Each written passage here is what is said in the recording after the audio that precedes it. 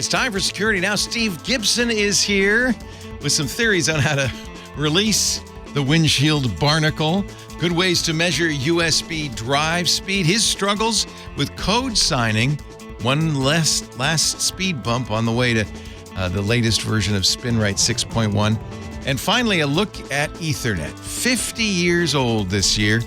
Steve's got some great stories. It's all coming up next on Security Now. Podcasts you love. From people you trust. This is TWiT.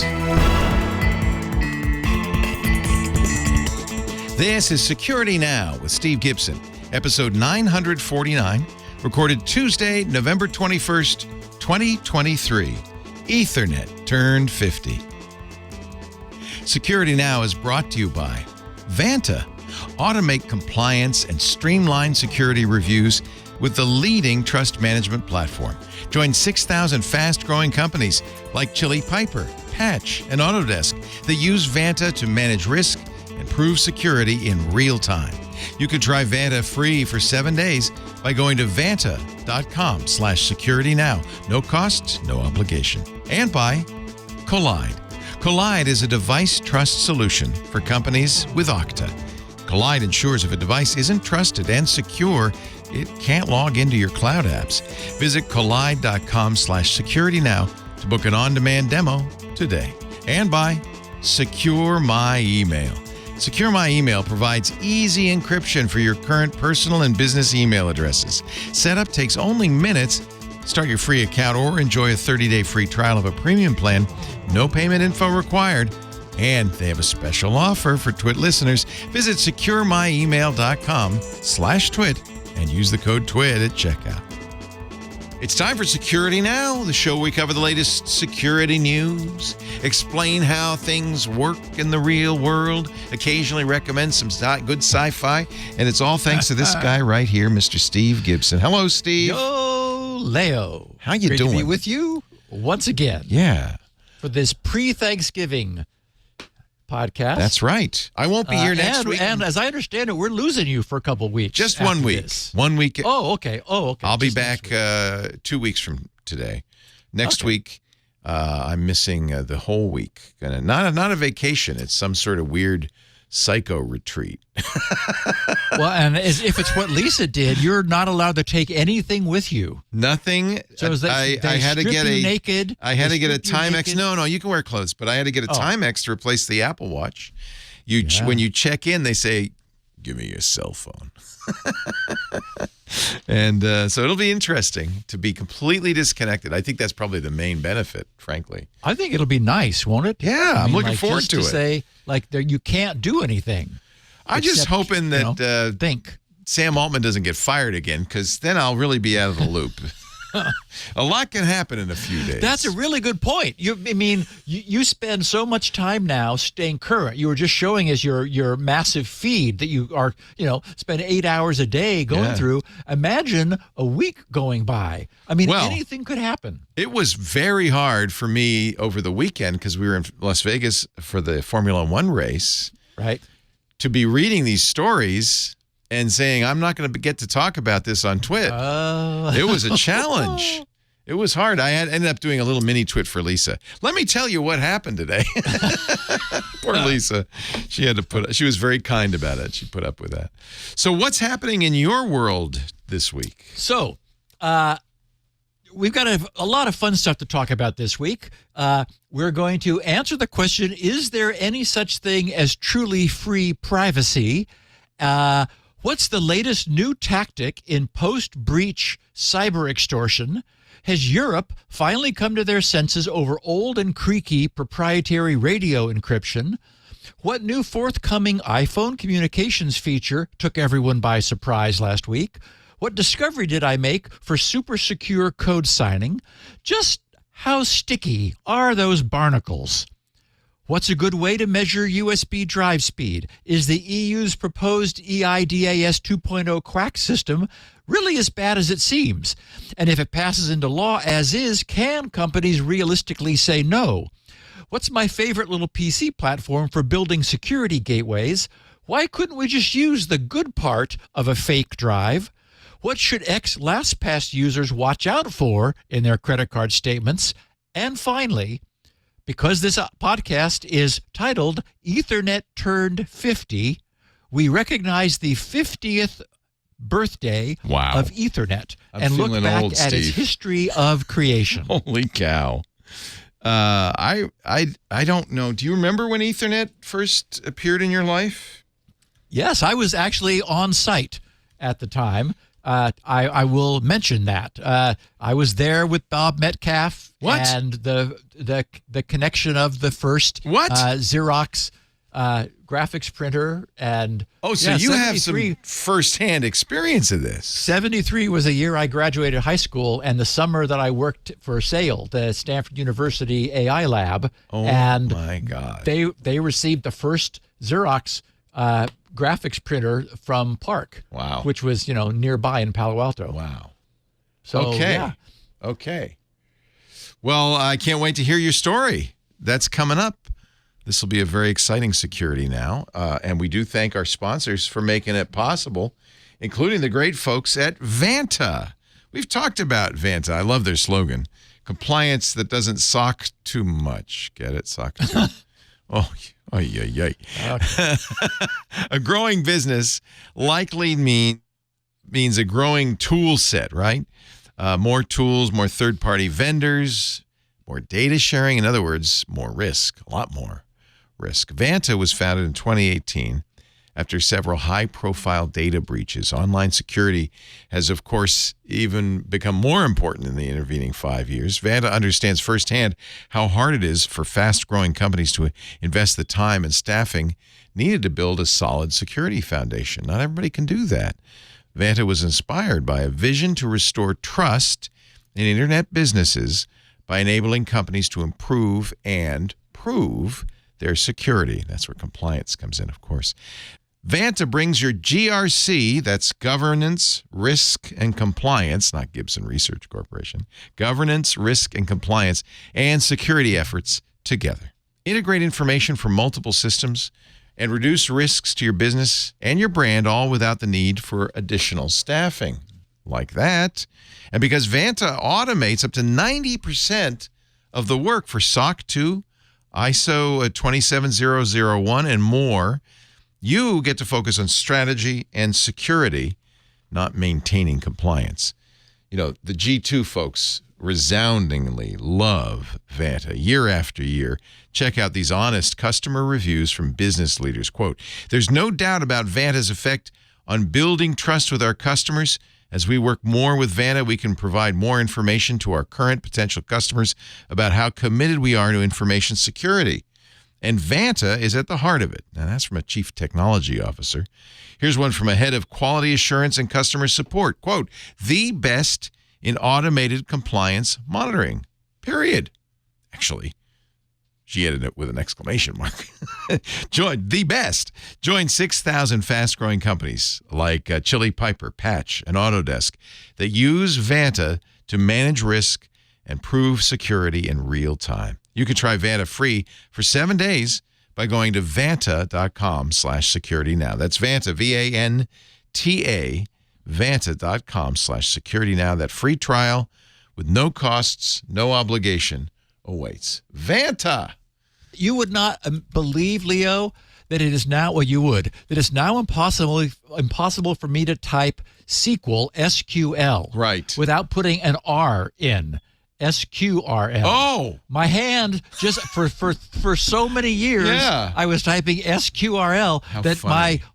it's like embedded in my autonomic nervous system. It just I go, oh darn it, and I have to go back and take the R out. I just wish it were embedded into our internet nervous system, frankly. Yeah. But, that's how the cookie. So crumbles. our picture of the week is a sort of a rendition, a rendering of a famous coffee-stained napkin on which Bob Metcalf first sketched out his concept for the Ethernet's physical layer connection.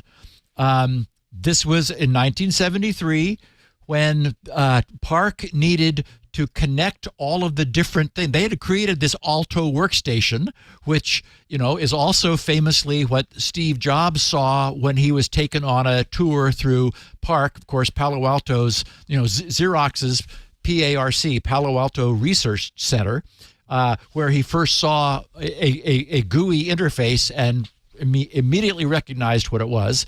So this was the beginning of hooking everything together. So we'll have much more to say about that at the end of the podcast, but it is a cool picture, and it's what, There was a napkin. There really was a real napkin with that. There actually was a real physical napkin. Yep. Is it around, or did it get destroyed? That's a good question. I was wondering that myself. There are several pictures that pretend to be it, but they're not. They're fakes. So, what are the chances that, some random sketch on the back of a napkin would actually have value in the future? Right. Leo, what are the chances that some measly little Bitcoins that you create overnight could actually... Yeah, that's right.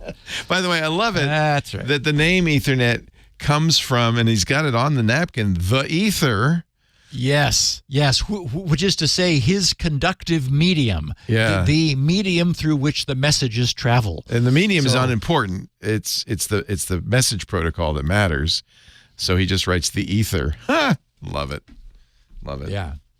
So last Thursday, Meredith Whittaker, who we've spoken of before, she's Signal's CEO president. And of course, she's whom we saw first stand up to the UK with their absolute refusal to compromise on Signal's encryption, along with a lead developer, Joshua Lund, authored a lengthy fundraising wake-up call in the form of a breakdown of their expenses, of Signal's expenses.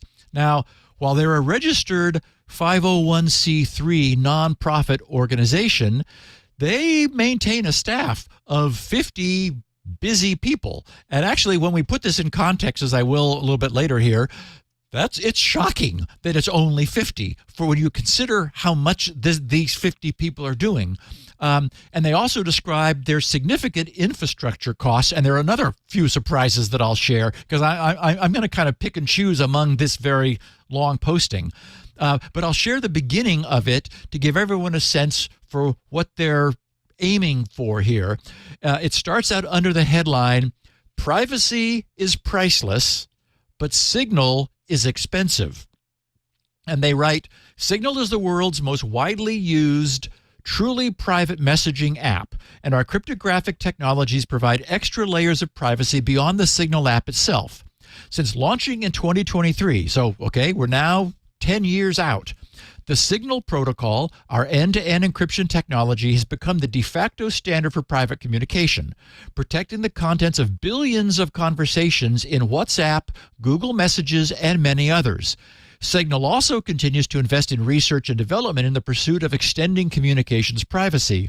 This commitment underlies our recent work to add a layer of quantum resistance to the Signal protocol, which we talked about a few weeks ago, and our previous work on metadata protection technologies that help keep personal details like your contact list, group membership, profile name, and other intimate information secure. This singular focus on preserving the ability to communicate privacy is one reason that we work in the open, documenting our thinking and making our code open source and open to scrutiny, so you don't have to take our word for it. Signal is also a nonprofit, unlike almost every other consumer tech company. This provides an essential structural safeguard, ensuring that we stay true to our privacy-focused mission.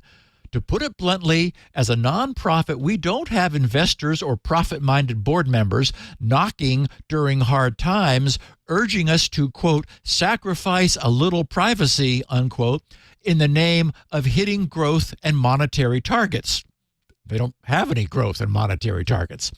This is important, they said, in an industry where free, and they have that in air quotes, free consumer tech is almost always underwritten by monetizing surveillance and invading privacy. Such practices are often accompanied by growth hacking and engagement maximization techniques that leverage dark patterns to keep people glued to feeds and notifications. While Signal is also free to use, we reject this kind of manipulation, focusing instead on creating a straightforward interpersonal communications app. We also reject business models that incentivize such practices. Instead of monetizing surveillance, we're supported by donations, including a generous initial loan from Brian Acton. Our goal is to move as close as possible to becoming fully supported by small donors, relying on a large number of modest contributions from people who care about Signal. We believe this is the safest form of funding in terms of sustainability, ensuring that we remain accountable to the people who use Signal, avoiding any single point of funding failure, and rejecting the widespread practice of monetizing surveillance. And finally, but our nonprofit structure doesn't mean it costs less for Signal to produce a globally distributed communications app. Signal is a nonprofit, but we're playing in a lane dominated by multi-billion-dollar corporations that have defined the norms and established the tech ecosystem, and whose business models directly contravene our privacy mission. So in order to provide a genuinely useful alternative, Signal spends tens of millions of dollars every year. And they finished with this intro. We estimate that by 2025, Signal will require approximately $50 million a year to operate. And this is very lean compared to other popular messaging apps that do not respect your privacy.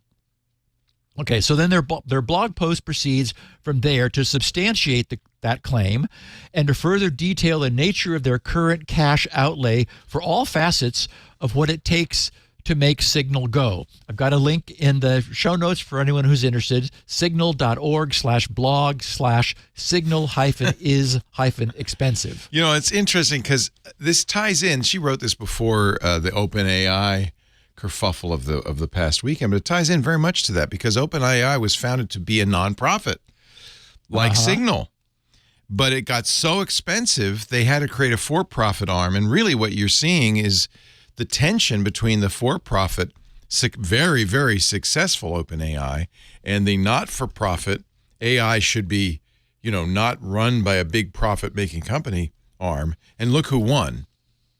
It's amazing that Signal can survive at that run rate. And we're about to hear some gloom and doom from me. Yeah. So I said I'm not a big Signal user, though I do have it installed on my phone and desktop because back when I was bringing up GRC's Zenforo web forums, one of our listeners, Rasmus Vind, who knew Zenforo and PHP, came to my rescue and implemented the forum's interface to Squirrel, which, by the way, remains in heavy use today, and it's the way most of our forum users log on, I've been told. So Rasmus suggested that we use Signal to converse in real time, and it worked perfectly. But I have to admit that I never even stopped to consider the fact that Signal was both free and devoid of any annoying advertisements or other nonsense. And in thinking about it, I realize that we've become very accustomed to receiving free things in our lives. Yep. Yes. Yeah, and I have free in air quotes because something pays for the things we receive. We grew up, those of us with thinning or gray hair, listening to free AM and FM radio and watching free television, all sprinkled with ads. And today, it's still possible to get lots of high-quality free stuff if you don't mind ads, like this podcast, GRC's various services like Shields Up, and our growing library of ad-free freeware on a 100% ad-free website is entirely financed by the sales of SpinRite. See, that's interesting because, it's one thing for you to write a program and then distribute it, but you've got ongoing costs with Shields Up. You've got to run a server all the time. Yeah, that's it. But you don't show ads. You nope. know, it's 100% financed by SpinRite sales. But I would say, by the way, that is not really the case. It's 100% financed by Steve Gibson, who happens to have an income thanks to SpinRite. That's a good point. You're really paying for it. It's out of your pocket. Yeah. That is the case.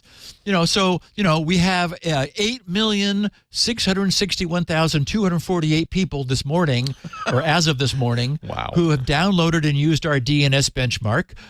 Shields Up is beyond 101 million uses. 68,000 people have downloaded ValiDrive since it was released. All these people received something of value for free, but only because a sufficient number of other people have been interested in having access to SpinRite and were willing to pay for it. So Google exists because of advertisements and extensive tracking. The TWiT network and this podcast are here thanks to advertisements and the direct support of Club TWiT members. And all of the stuff I've been able to do, create, and give away is thanks to people purchasing SpinRite. But what of Signal? What we're living in now is an attention economy where commercial interests are vying for and are willing to pay dearly for people's attention, but not Signal. It occurs to me, and I really hope I'm wrong, that this is going to be a heavy lift, and that they're probably in a very tough spot. For all the best and right reasons, they've put themselves in the spot of needing to ask for voluntary donations from a global community that's grown accustomed to getting everything for free, or at least apparently for free. In other words, not needing to directly part with any of their hard-earned cash. So how will Signal support itself? Can it support itself? It'll be up to those who use it and who depend upon its integrity, or perhaps other wealthy donors who want to see it survive, to keep it going. Do most people actually care? And this is the question. Do most people actually care about the integrity of their messaging service? I have come to doubt it. It's fine if it's there for free. But will they pay for it? Will its users even understand the value that they're receiving in return? Or is it just a convenient messaging app that they're using without really understanding what's behind it and what it takes to offer such a service with absolutely no strings attached?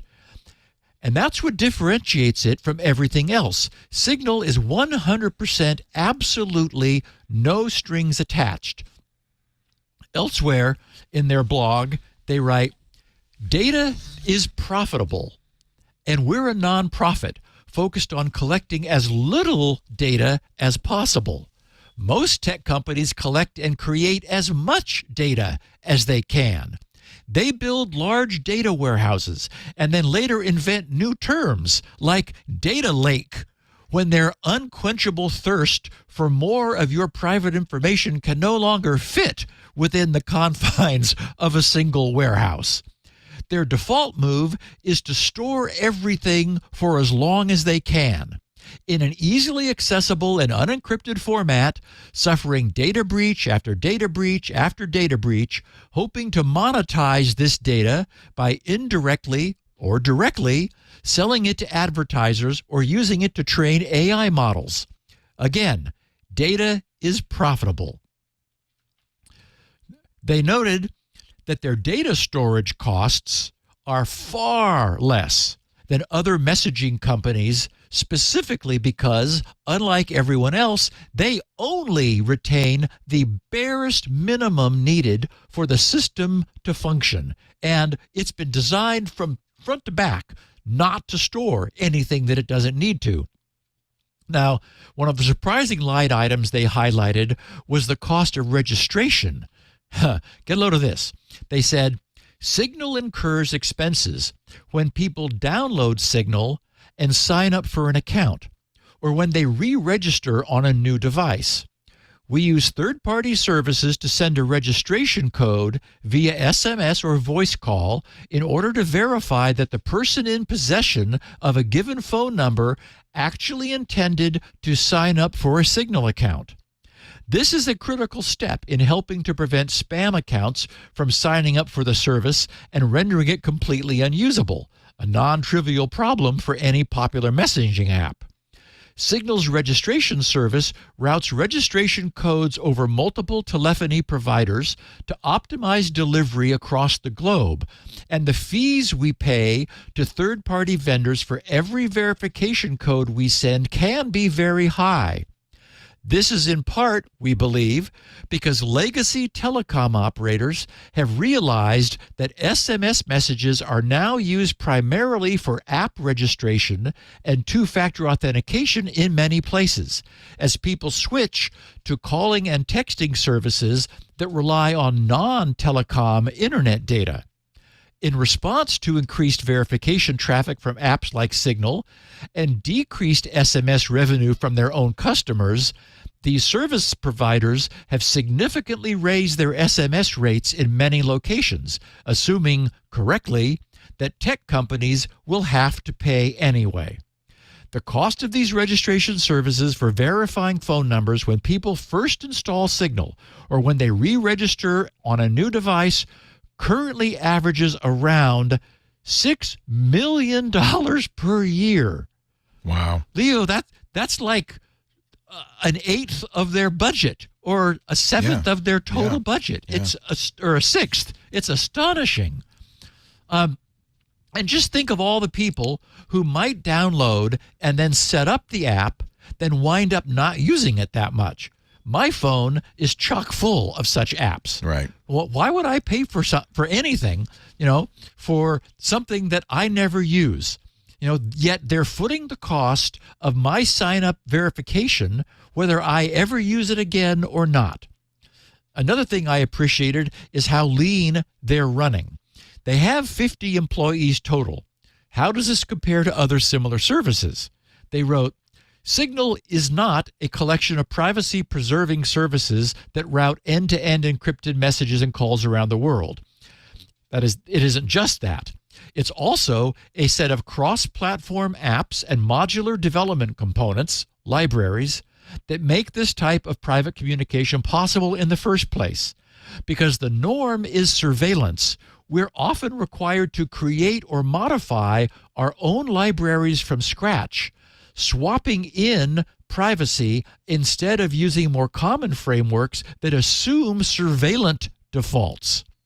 Swimming against the tide of an ecosystem whose incentives and infrastructure promote surveillance and privacy invasions is, of course, more time-intensive and more expensive and requires dedicated and experienced people. First, we have 3 distinct client teams, one for each platform, Android, desktop, and iOS. These teams are constantly working, adjusting to operating system updates, building new features, and making sure the app works on a wide variety of devices and hardware configurations. We also have dedicated engineering teams that handle the development and maintenance of the Signal server and all its infrastructure, our calling libraries like Ring RTC and core libraries like LibSignal. These also need constant development and monitoring. Product and design teams help shape the future of the app and determine how it will look and function, while our localization team coordinates translation efforts across more than 60 languages. We even have a full-time in-house support group that interfaces with people who use Signal and provides detailed technical feedback and real-time troubleshooting information to every other team. This is an essential function, particularly at Signal, because we don't collect analytics or telemetry data about how people are using Signal. So otherwise we would never know. This is a lot of work, and we do it with a small and mighty team. In total, around 50 full-time employees currently work on Signal, a number that is shockingly small by industry standards. For example, Line Corporation, the developers of the Line messaging app popular in Japan, has around 3,100 employees, while the division of Kakao Corp that develops Kakao Talk, a messaging app popular in Korea, has around 4,000 employees. Employee counts at bigger corporations like Apple, Meta, and Google's parent company Alphabet are much, much higher. Of course, they're also doing lots of other things. And the last bit that I wanted to share is this.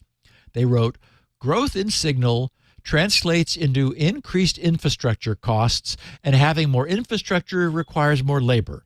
As of November 2023, today, this month, Signal's server network is regularly responding to around 100,000 requests per second, and we routinely break our previous records. A funny thing happens when a globally accessible service starts handling billions of requests every day. Suddenly, 1 in a million possibilities are no longer unique or rare, and unlikely situations become more and more common as Signal grows. It's not unusual for our engineers to do things like write custom code to reproduce an esoteric and complicated IPv6 connectivity issue that's affecting people running an arcane operating system configuration in specific regions, but only when connected via a certain set of internet service providers. Whew. Troubleshooting such infrastructure issues can be very expensive, but isolating a problem and developing a fix can take a lot of time and expertise. So, okay, when I opened the app just now, I found a request for a donation.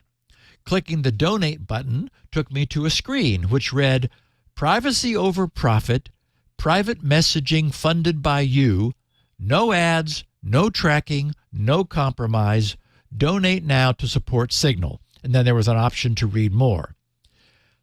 Having read everything I just had, I decided I would give them some money. So I selected an amount and was taken to a screen that said, donate to Signal, get the Signal Boost badge. And the payment options were Apple Pay, debit or credit card, or PayPal.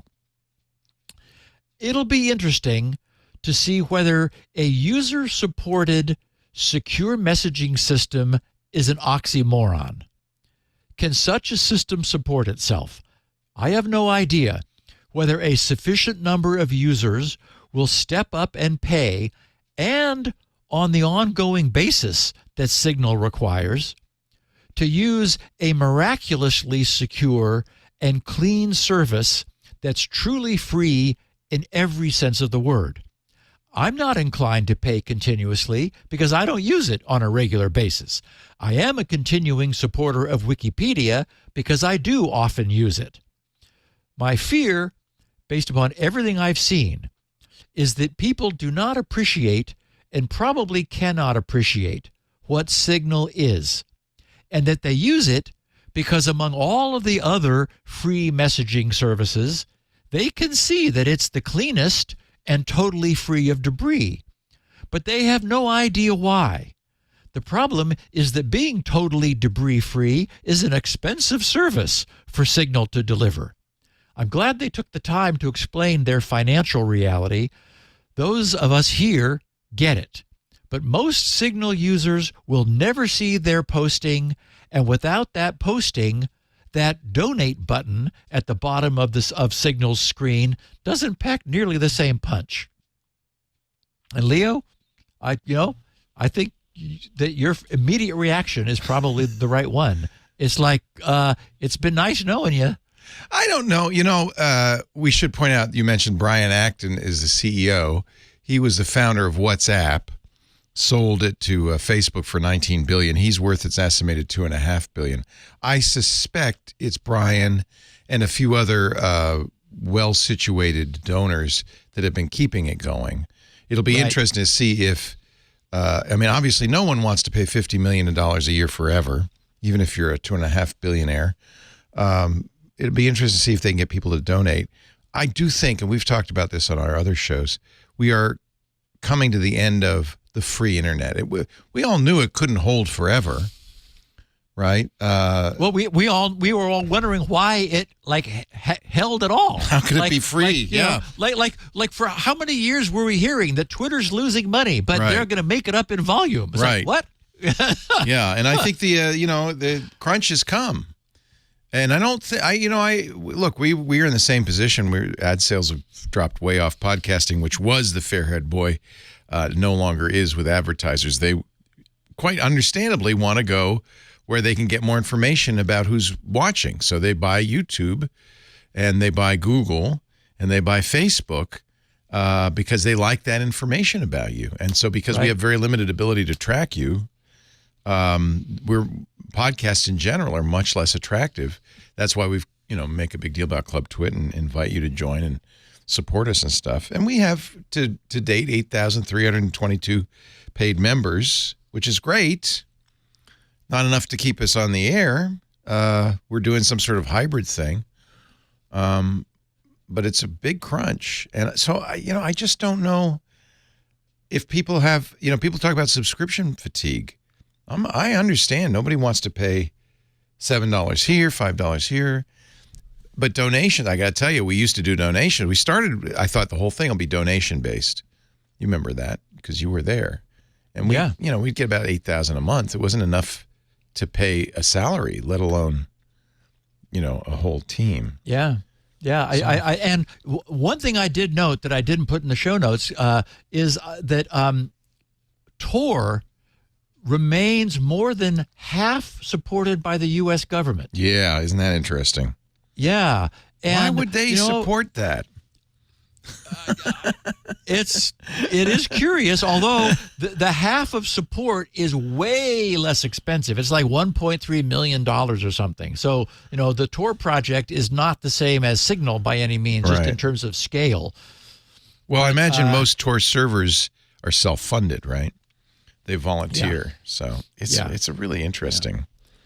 We are in an interesting time. I sort of wanted to, we are. I wanted to put that on everyone's map, just, to make sure they knew about Signal, where it stands, that it is, it is unique in the industry, and I wish them luck. I just don't have an occasion to need Signal. Rasmus and I haven't talked in a long time, and iMessage is fine, and I buy an iPhone, and that apparently underwrites iMessage, so.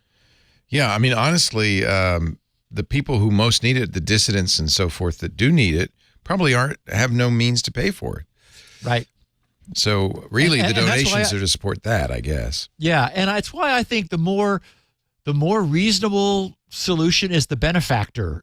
They would like to have, as they said, a stable income source from many small donations, but I just, I don't know. And as I said, Leo, I don't know why people chose it, except that it's the best one. It's clean and no ads. But does anyone really know about Signal or care? If they tried to make it a subscription, people would leave. They just go, to one of the other free things that is, not actually as free as Signal truly is. Mm-hmm. So, okay, here's one that just makes your head shake. It was tied for the most listener news mentions with feedback about last week's discussion with the Barnacle, which we'll be getting to a bit later. We've talked before about how ransomware has evolved.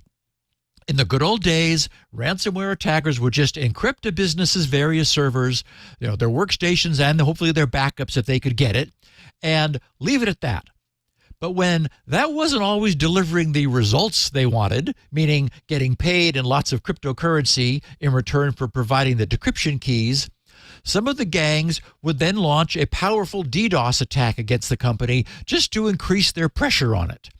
And when even that didn't work, the gangs began exfiltrating the enterprise's data before encrypting it so that they could also hold it for ransom, threatening to release it to the public or sell it on the dark web unless the enterprise met their extortion demands. And in true escalation, when even that wasn't producing the results they thought, they further threatened to use the exfiltrated data to contact the victims' clients and customers directly, informing them that the company had lost control of their personal and presumably private data. So this brings us current, where today, believe it or not, we have yet another step upward in this seemingly endless escalation.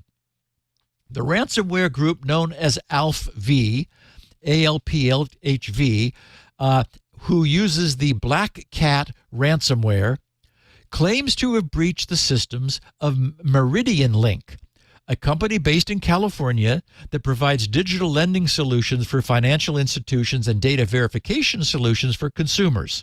So, seemingly quite sensitive data. This cybercrime gang claims to have stolen a significant amount of both customer data and operational information belonging to MeridianLink, and they've been threatening to leak it unless a ransom is paid. But apparently, negotiations were not going as well as they'd hoped, so they decided to escalate. What could they do to make matters worse for MeridianLink?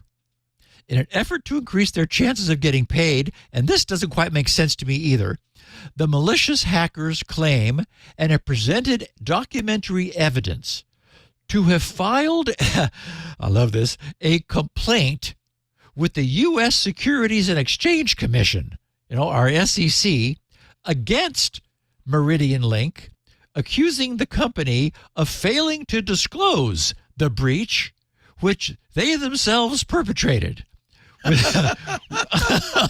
Wow, that is chutzpah. Wow. Holy cow. Within 4 business days, as required by the new rules announced by the SEC last July. So the group published screenshots on its leak website last Wednesday, November 15th, showing that the complaint had been filed and received by the SEC. I have a screenshot in the show notes. From their multiple choice selection, they chose material misstatement or omission in a company's public filings or financial statements, or a failure to file. Under the category of that best describes the complaint they chose, they selected failure to file reports. And in the fill-in field for in your own words, describe the conduct or situation you are complaining about, these criminals wrote, "We want to bring to your attention." Wow. I know. It's wonderful. "We want to bring to your attention a concerning issue regarding MeridianLink's compliance with the recently adopted cybersecurity incident disclosure rules. It has come to our attention that MeridianLink, in light of a significant breach compromising customer data and operational information, has failed to file the requisite disclosure under Item 1.05 of Form 8-K within the stipulated 4 business days as mandated by the new SEC rules." Okay, now, I want to pause here for a moment to take note that the grammar used in this posting is uncharacteristically excellent. Native English speaker, I'd say. Well, since this is so rarely seen from non-native English speakers and the Alf V gang operates out of Russia, my first thought was that ChatGPT or one of its ilk may have had a hand or a register in producing this prose, of course. Right? Yeah. So, however, nice as that bit was, the group screwed up a few other substantive and material details that directly bear on the success of this. First, there's some confusion over the date of the breach. The hackers told the site databreaches.net that the attack against MeridianLink, which only involved data theft, not file encryption, was conducted 2 Tuesdays ago on November 7th, and that it was discovered by MeridianLink the same day. However, MeridianLink has told the tech press that the intrusion occurred 3 days later on Friday, November 10th. They said, quote, "Upon discovery on the same day, we acted immediately to contain the threat and engaged a team of third-party experts to investigate the incident. Based on our investigation to date, we have identified no evidence of unauthorized access to our production platforms, and the incident has caused minimal business interruption." Okay, now, of course, no evidence is not proof of that it didn't happen, just that they're able to legally say, assuming that it's true and they're using a third party, so they can't obfuscate there that there's no evidence. So, okay, it is data exfiltration, not encryption. So no business interruption would have expected to have occurred. If Meridian Link is able to assert formally, as they apparently have in reporting, that they quickly detected the breach, engaged a third-party forensics team, and have so far identified no evidence of unauthorized access to the system containing the sensitive customer data, then they would have no cause to inform the SEC under the new 4-day rule. Even so, though such disclosure would be prudent for any publicly traded company, that new 4-day rule doesn't actually go into effect until the middle of next month, on December 15th.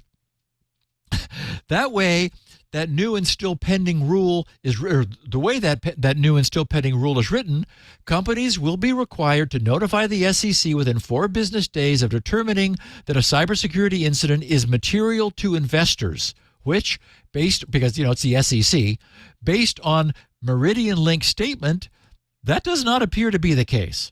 So I think it's probably significant that the one thing that appears to be conspicuously absent, even today, is a shred of actual proof of this breach from the attackers. Yeah, they got in. Did they get anything? They say yes. Meridian Link says no. The attackers have not managed to prove otherwise, and that's trivial to do if they actually have any data. Sure. Sure. Release a record or two. Yeah. Uncharacteristically, following any true data breach, nothing has been posted to the dark web to confirm and prove that the attackers actually did obtain any sensitive data. So it appears that Meridian Link is correct in their statement that nothing material was obtained by the hackers and that the entire extortion incident with the SEC may have been an empty threat. Or the point, right? Yes. Well, it's weird, too, because on their site, they showed the evidence that they had submitted this and that the automated reply, and they said, now they have 24 hours to respond. It's blackmail. It's like, what? You just shot your load. What are you talking about? 24 hours? Yeah. Well, now, what do you have to threaten them with now? Wow. Anyway, despite all the fact that this may be empty, it did make headlines in the tech press because although threats have been made in the past by many ransomware and extortion gangs, that they would, alleging or threatening that they would follow up their theft of data with reports to the SEC because it's occurred to people in the past that, companies would be vulnerable to the need to report this. This does appear to be the first time a ransomware group has actually followed through and filed an SEC complaint against one of its victims. That's hysterical. That's real. It really is. I just love it has come to our attention. Yeah. Because we did it. Because we did it to you. Very nice. Leo, let's take a break. Yeah. We're at a good point, and then we're going to talk about Europe and their faulty radio encryption. Basically circling back to something that we talked about previously. Okay. Yeah. Actually, I see that the NYPD wants to spend $30 million to encrypt their radio traffic. Sometimes encryption can be used against you, not in your favor, but that's a story for another day. Let us talk about our fine sponsor, Collide. You've heard me talk about Collide. I'm a big fan, and I think you will be too when you find out what Collide does. If you're a company that uses Okta for authentication, Collide is a device trust solution for you. Okta authenticates the user, and we've seen this in high-profile breaches. Sometimes, it's the real user, but the device they're using is compromised. And that's what Collide does. It makes sure that a device is not trusted. If it's not secure, it can't log onto your cloud apps. It's the second part that you need, the second piece to this. If you work in security or IT and your company has Okta, listen up. If you've noticed, and if you listen to the show, I know you know, in the last few years, the majority of data breaches and hacks you read about have one thing in common: the employees, right? Sometimes an employee's device gets hacked because of unpatched software. Sometimes an employee leaves sensitive data in an insecure place. And it seems like every day a hacker breaks in using credentials phished from an employee. Your employees are on the front lines. They're where the attacks happen. But the problem is not, and don't blame the end users. It's not the problem isn't the end users. It's the solutions that you're using that are supposed to prevent these breaches. The problem is if the employee has unfettered access, so does the bad guy. It doesn't have to be this way. Imagine a world where only secure devices can access your cloud apps. In this world, phished credentials are useless to hackers. You can manage, by the way, every OS, Linux, Mac, Windows, from a single dashboard.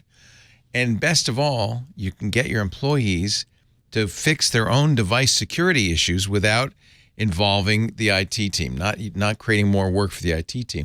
And this has a secondary effect. The employees now are educated about why that's insecure.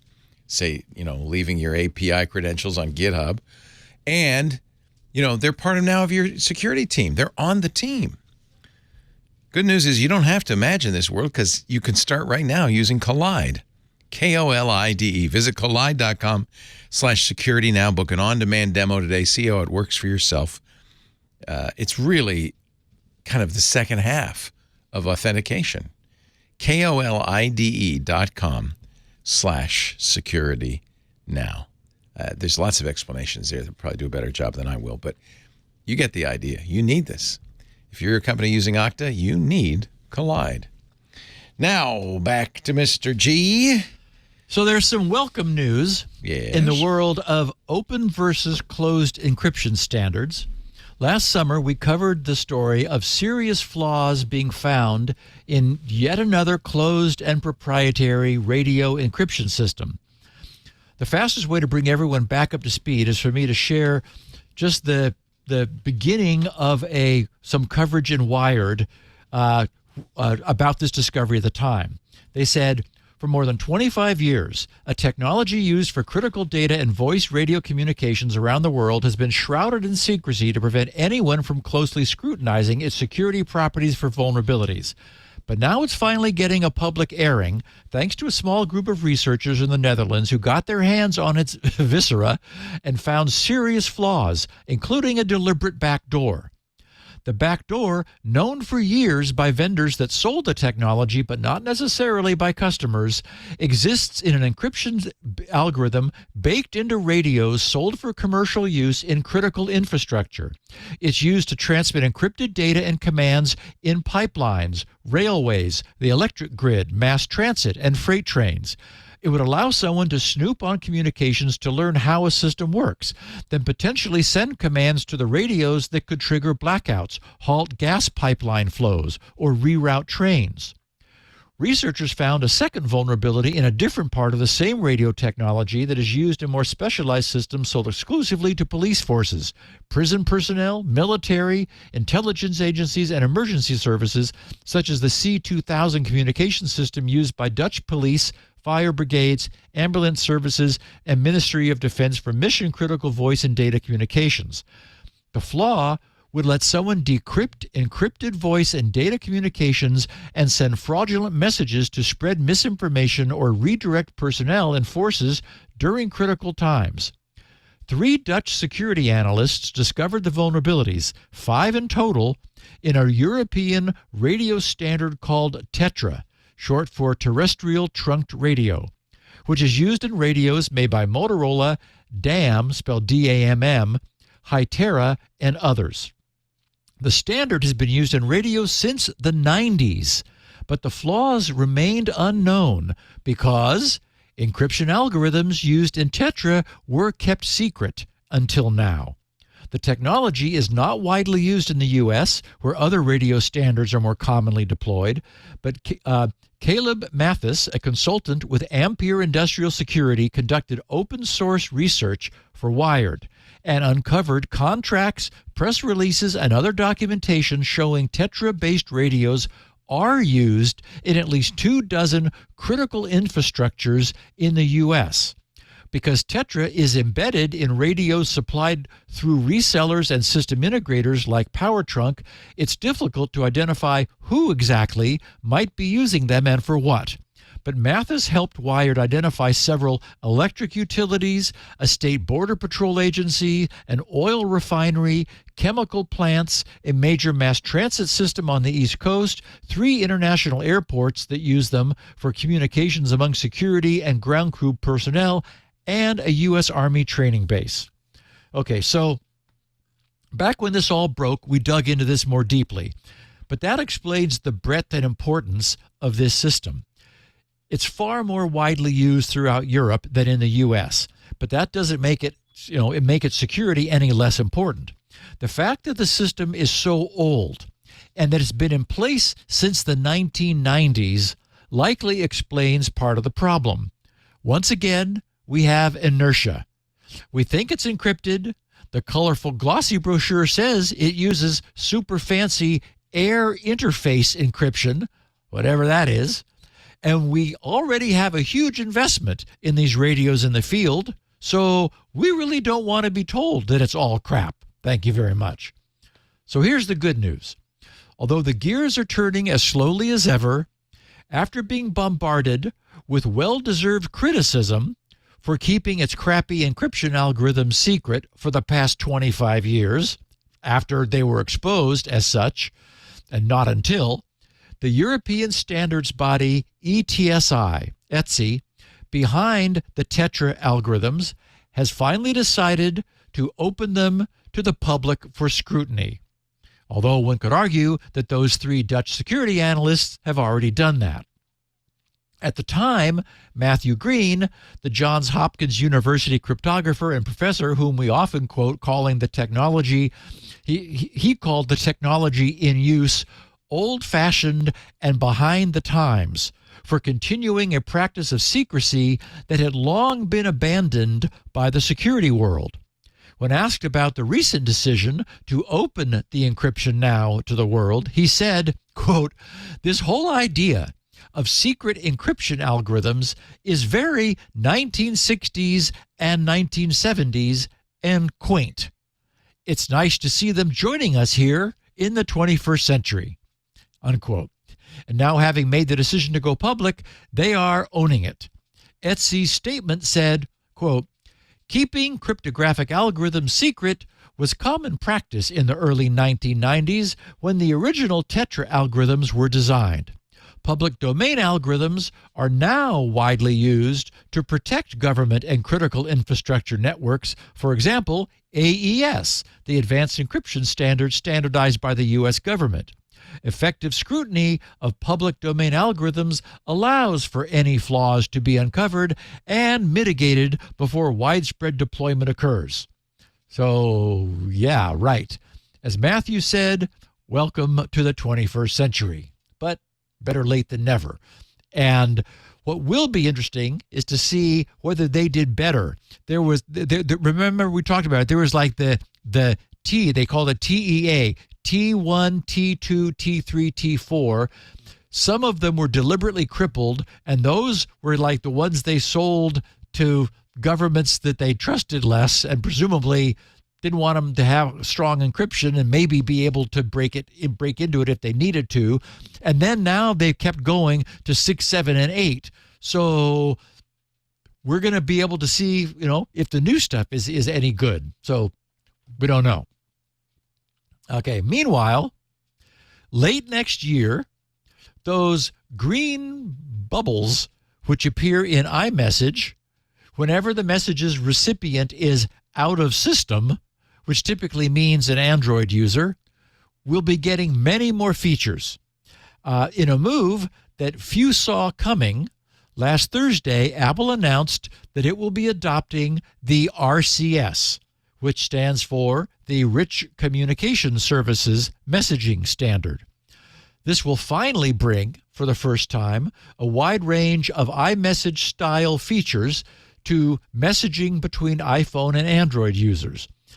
This has been actually made possible as RCS has continued to develop and become a much more mature platform than it was when it first, came out of the gate. So it's to the point now where Apple has said, yeah, okay, we understand we should be doing more for cross-platform messaging. RCS is what we'll use. So RCS on iPhone will bring many iMessage style features to this new cross-platform messaging, read receipts, typing indicators, high-quality images and videos, and much more. Their implementation will also give users the ability to share their location with other people inside text threads.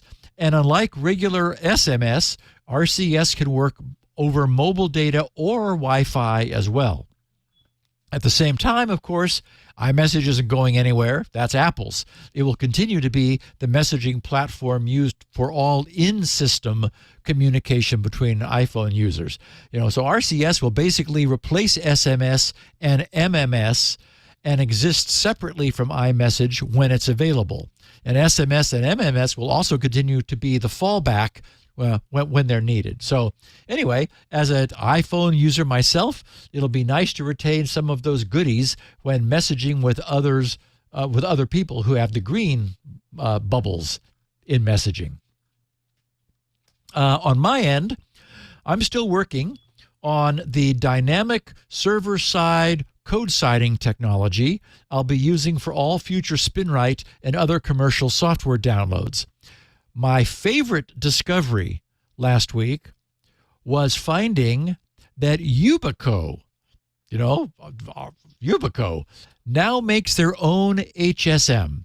A commercial product, an HSM, which is, as we know, needed for secretly storing keys and securely storing keys, and then using them internally to perform crypto operations inside the HSM so that those keys are never exposed to any possible hacking. And since their famous key is called the YubiKey, it won't surprise anyone to learn that their HSM is the UBHSM. There's a UBHSM2 and a UBHSM2 FIPS, FIPS, which provides additional certification assurances. Since EV code signing certificates can only be signed by a FIPS certified HSM, Yubico has that covered for me. Aside from the fact that it's by Yubico, which would be reason enough for me, it is vastly more capable than that Gemalto Thales SafeNet 5110 dongle that I've been using for manual code signing so far. It's able to hold many more keys. It can work with much longer keys, and it supports many more recent crypto algorithms. The Gemalto Thales device that I've been using, the SafeNet, it has virtually zero developer support. I wrote to them last week requesting access to their developer SDK, and I received the reply, basically, you didn't purchase it from us, so go away. By comparison, Yubico's developer support is astonishing, and it's all published out in the open for anyone to have and to hold. The product has been around for a while, so it's only that I hadn't been paying attention that I wasn't aware of the UBHSM1, which has now been replaced by the UBHSM2. And needless to say, for anyone who may have been thinking with all the attention we've recently been giving to the need for an HSM, that switching to one might make sense. Now you know that a favorite company of ours, Yubico, also offers a terrific looking solution. So I will be spending more time with it after today's podcast. Okay, let's close some loops. Phobic Carrot tweeted to me at SGGRC, is this a joke?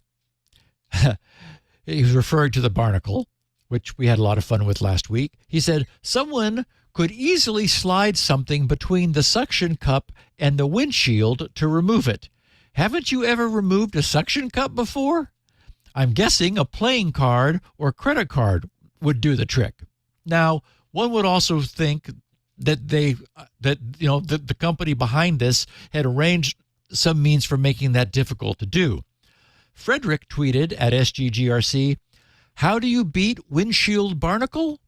As it turns out, to take off the barnacle, all you need to do is run your vehicle's windshield defroster for 15 minutes and then use a credit card or similar thin piece of plastic to release the suction cup around the edge." Okay, that was interesting. My guess is, and there are articles on the net that confirm this, my guess is that the defroster heats the windshield, which causes the air trapped underneath the barnacle's two massive suction cups to expand, right, as it gets hotter. That, in turn, lifts the whole system away from the windshield, which then allows a shim of any sort to be slid underneath to break the suction cup seal. So apparently students have been having a lot of fun in the universities where this has been deployed to the point that some universities have decided to back away from using it because it's causing more trouble than it's worth. Art Nilsson tweeted, "Hi, Steve. I have a need to determine if a USB drive is fast or slow at writing. Read speed and ValiDrive are very close to giving me this, but not quite there. Any suggestions?" Okay, well, ValiDrive is not a useful test for real-world speed because it continuously alternates between tiny reads and tiny writes as part of its job. Not only is that not the way such drives are typically used, but my theory, which will be confirmed or repudiated before long, is that many thumb drives may have an especially difficult time getting ready to write after reading. Since ValiDrive is not the way drives are typically used, that's not something that many have been optimized to do very well. That is, to switch from reading to writing rapidly. They just don't need to typically. Read speed fails to meet your needs for two reasons. First, it won't run on USB. It was designed during the early SpinRite work as a test of SpinRite's new native drivers. So only on AHCI or ATA connected drives. Secondly, you want a writing speed benchmark, not just reading, and read speed, as its name suggests, only benchmarks read speeds. Now, SpinRite 6.1 has a very nice new drive benchmarking system which will benchmark any drive, including USB drives, in 3 places, front, middle, and end. But like read speed, SpinRite is only benchmarking drive read performance. However, if you're a SpinRite owner, you could grab the latest pre-release code for SpinRite 6.1. Level 1 is a read-only test, and Level 3 writes back what Level 1 reads. So Level 3 is both reading and writing, but in large, typical blocks that a drive would normally be used with. Until we get to SpinRite 7, SpinRite is still forced to access drives through the machine's BIOS. And that limits us to 127 512-byte sectors, but that's more than 65,000 bytes at a time. So far better than ValiDrive. SpinRite 6.1 also allows you to set precise starting and stopping points down to the single physical sector number. So when it stops, it shows and logs the exact elapsed time required to do whatever you told it to. So you could first run SpinRite at Level 1 over a specific region and specifically sized region of the drive, and note the time required for that pure reading operation. Then do exactly the same thing, but at Level 3.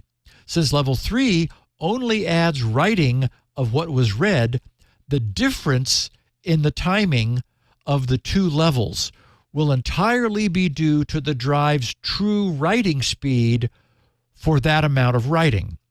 And since SpinRite 6.1 also now logs not only the percentage of the drive, but also the exact physical sectors, you get the exact number of bytes by multiplying the sector span by 512 bytes per sector. and then calculate the drive's write bandwidth. Okay, now, having just written all that, I realized that with a tiny change, ValiDrive could become a very nice freeware USB drive read and write performance benchmark. I never really knew why I was posting all of that read and write performance statistics with min, max, median, standard deviation, and variance, but now I know. All that would need to be changed for ValiDrive to become a very useful and precise benchmark for USB drives would be to have it transfer much larger blocks of data at once. Then its measured performance, which ValiDrive already does beautifully, would echo a drive speed in the real world. I have been planning to revisit ValiDrive once SpinRite 6.1 is packaged and finalized, so now I have another reason to create a ValiDrive 2.0, and that'll make it quite useful for more than just checking drives for their validity. Actually, I sent that reply back to Art via Twitter before I had hit on the idea of using SpinRite in this read and read-write mode. His reply tweet was, "I have been running it regularly during development, but my systems are all just boring. SpinRite always just worked." So he wasn't providing a lot of feedback in the news group, and the fact that we have 805 testers the last time I looked, and not that many people that are actively reporting problems suggests that, he's like most of the others. T.A. Hoffer tweeted something interesting. He said, "Dear Steve, thank you for your relentless coverage of the sometimes too exciting cybersecurity world and for providing an insightful and entertaining way to earn CPEs. Listening to your coverage of Article 45 and QWACs, QWACs, which is the idea that certificates are going to be produced by EU countries," he said, "or qualified website authentication certificates, it piqued my interest, and after some research, I thought I might be able to add perspectives to understand the motivations that I've observed having worked in financial services," he said, "the previous globally connected network before the internet, in strategic, operational, and audit roles." He says, "Well, I am not for or against QWACs. I'm not even in the EU anymore. Nevertheless, these are a few thoughts about this about this from a compliance perspective. The EU would definitely propose that technology is too big for any single country, and that's why they legislate for the territory of the EU. At the moment, practically all major providers are U.S.-based, operating under U.S. law. For example, the AWS CDN CloudFront operates in the Virginia region of AWS, where data passes through the territory of the U.S. Although you, residing within the U.S., enjoy the protections of the Constitution and other laws enforcing, for instance, your right to free speech and restricting unreasonable search and seizure, these protections do not apply to me, and my data passing over there as I reside in the UK. The kerfuffle about GDPR, privacy, and safe harbor agreements with the U.S. were somewhat about companies, but more painfully about protections against government intrusion. Although it's true that companies terminate TLS sessions on the edge and do filtering for internal networks, so do CDNs covering a vast part of the internet traffic. And if routed through U.S. territory, the providers have obligations under U.S. law. That's why the EU would want to assert legal primacy over their own citizens and territories. The financial services industry has already gone through this process about a decade ago, and U.S. international banks established local subsidiaries operating under the EU directives. Value-added tax, or VAT, is a similar example. It used to be possible to buy digital content from U.S. companies without VAT. Now it's not. They're all registered for VAT. Indeed, if you're a European if you are a European client of Google, you would be contracting with Google Ireland, showing that large U.S. tech providers have already adapted to increasing local laws and regulations on technology. Based on the materials available about QWACs, they appear to serve the exact opposite of eavesdropping. They appear to be the banner. The idea is that if a QWAC has signed the site, that is, one of these certificates has signed the site certificate, then this would show in the address bar as OV and EV once did. Documentation available on the European Parliament website show that QWACs are considered super EVs and would be used to provide assurance that users, and particularly payments providers, are connecting to legitimate counterparties. This way, QWACs would actually defeat eavesdropping and transparent TLS terminating proxies, because Cloudflare, or AWS, might be able to issue a valid certificate for the Swedish government website on the fly, but cannot issue one signed with a QWAC. By the way, that would also be the simplest way to expose eavesdropping, if any. Just show a banner that the site used a QWAC signed certificate. This also answers the challenge of technical feasibility. There's no need to insert a banner into web traffic, as the CA certificate, being a QWAC, is the banner. For the countries in question, the governments are the elected representatives providing the checks and balances over the technology companies, not the other way around.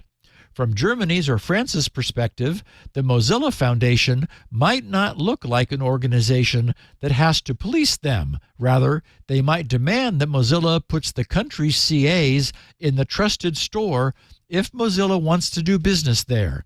That's really the crux of the issue. The QWACs are already long there, just not added to the trust stores. Mozilla might choose not to add them, but it is less unlikely that Apple, Google, Microsoft, and others would leave a market as big as the EU, just as large U.S. banks chose to operate under local laws there too. And yes, that's a more fragmented world, for better or for worse. Apologies, long message, hopefully somewhat useful. Wishing all the best and looking forward for 999. And he said, perhaps 0xAAA and beyond. Kind regards, Thomas. Okay, so I think Thomas's counterpoint brings up a lot of useful issues.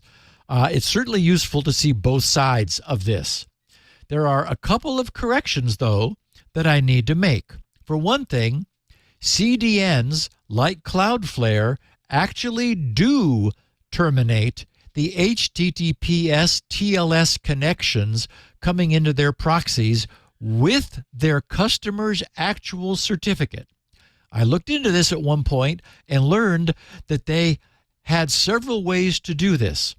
A customer could provide their certificate or make it available on the fly for Cloudflare's use without losing control over it. The system is very slick, but it also means that even fully proxied and decrypted communications would still bear that QWAC's seal. So that would mean it was a false positive. If the presence of a QWAC's certificate was somehow surfaced on the browser's UI Chrome, where in this instance Chrome is the generic term for all of the browser's non-web page content window dressing, it would be providing a false assurance that eavesdropping had not occurred and was not possible. I have not spent too much time digging around into this myself, because that time would be wasted if QWACs never materializes, as I hope it won't, and so many others feel similarly. But if it appears as though it's going to, then I'll definitely be coming up to speed on the details. The question is QWACs a countersigning of a certificate that was also signed by an existing certificate authority for browser trust, or can it be used standalone? It would seem that browsers could be designed to require that any QWACs signed web certificate also be signed by a traditional CA. But then, even so, Thomas describes the effect of this as a sort of super EV cert, which is likely accurate and exactly what the EU wants. The trouble with that is that the web industry already had EV, which was shown proudly on the browser's Chrome. And it collectively decided over time that it was a bad idea to show anything that could be interpreted as extra trust and encryption goodness. Browsers users would think that meant something more than it did. It could be abused, for example, by any site that got an EV cert, then used that cert to do bad things to its visitors under the misunderstood banner of extra trust and encryption goodness.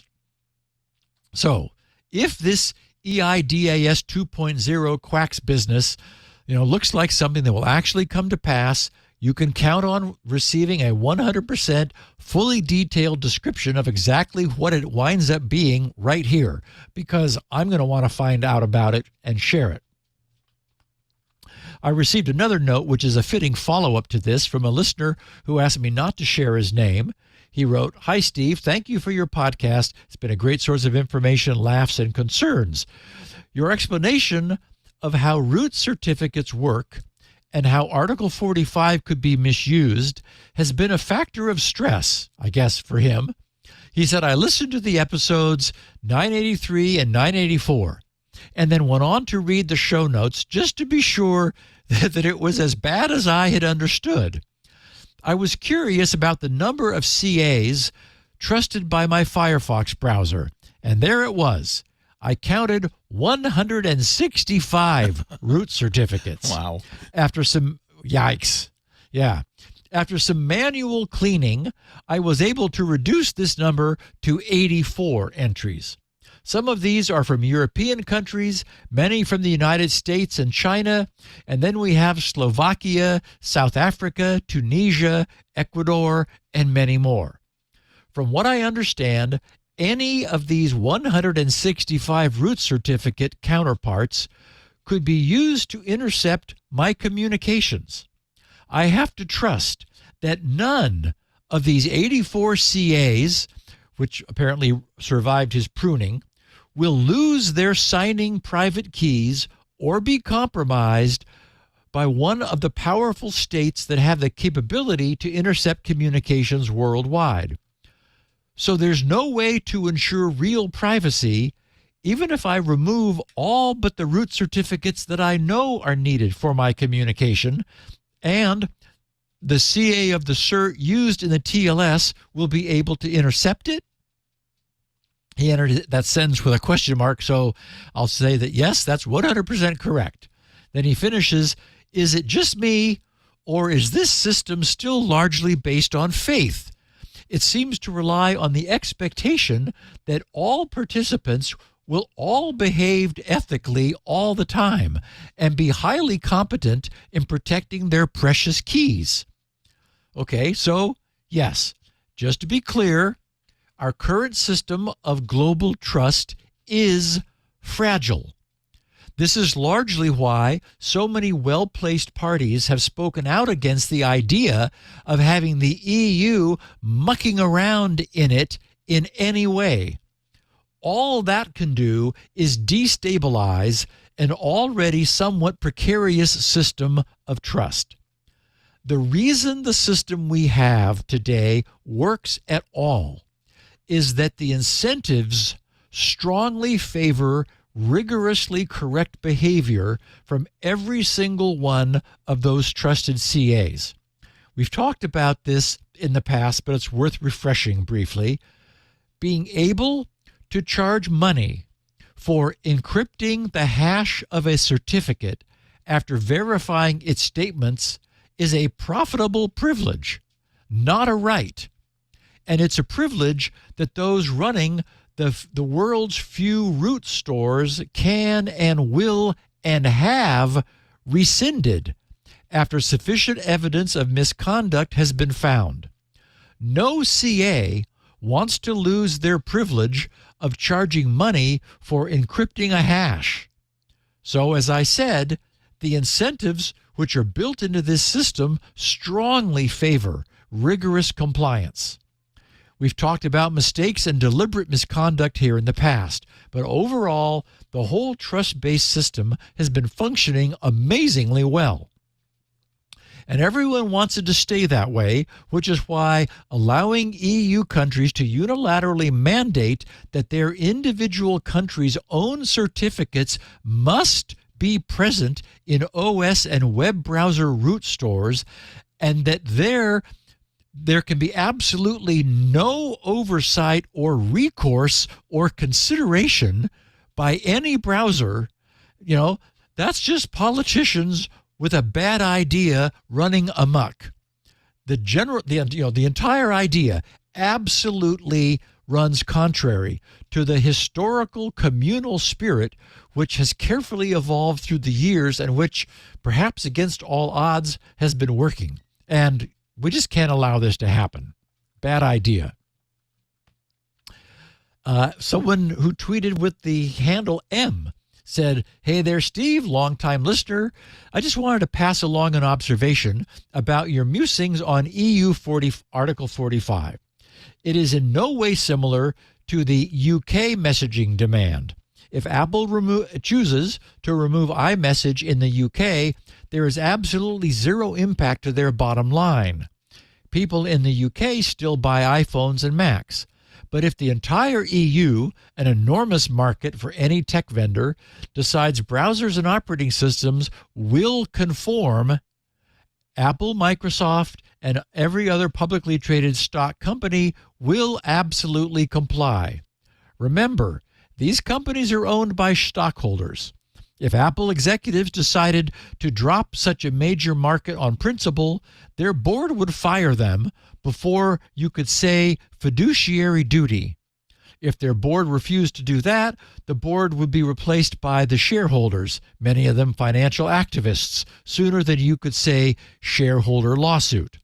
Opportunities to exchange potential income for principled stands disappeared when they no longer owned a majority of their own stock.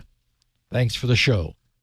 Okay, so I don't know how to reply to that, but I hope it doesn't turn out to be true. At the same time, M's logic seems sound. We did once have our browser's crypto deliberately compromised by having strong crypto, any symmetric crypto with a key longer than 40 bits, classified in the U.S. as a munition, and therefore against the law to export. Even crypto ideas, conversations, and the publication of papers about strong crypto was banned. It was a sad state of affairs at the time. The cryptographer Dan Bernstein sued the U.S. State Department using a First Amendment free speech argument. Anyway, as I've been saying often more recently, we're all living through some very interesting times. Bob Van Valza, he said, "I love having a personalized copy of SpinRite 6.0, but if you add code signing to personalization for 6.1, how will it ever develop a trusted reputation with AV tools? No two binaries will ever be the same." And yes, Bob, that is absolutely a problem that's been haunting me. But there are 2 points. I've confirmed that code signing with an EV certificate as opposed to a non-EV cert does convey special meaning to Microsoft's Smart Screen filter. It cares if the signer qualified to receive an EV certificate. And given the hoops that DigiCert jumps its certificate users through in order to qualify, I'm not surprised. Also, there's apparently some level of heuristics at play with the most modern AV. All of the test releases of SpinRite's Windows boot prep component have been signed, and they're all different.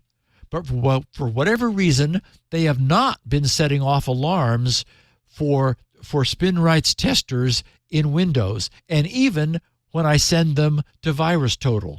I've looked carefully at what VirusTotal has to say about them, and there does appear to be significant behavior and proximity matching going on for the specific purpose of reducing false positives for near relatives that have long been known to be benign. So I think we're going to be okay. Well, I think it's a misunderstanding on how AVs work. They don't do they're not comparing binary to binary, hash to hash. They're looking at signatures. They're looking at strings. So they're not saying, oh, this binary is different from that binary and this one's okay. They're looking for, aren't they looking for fingerprints of viruses via strings?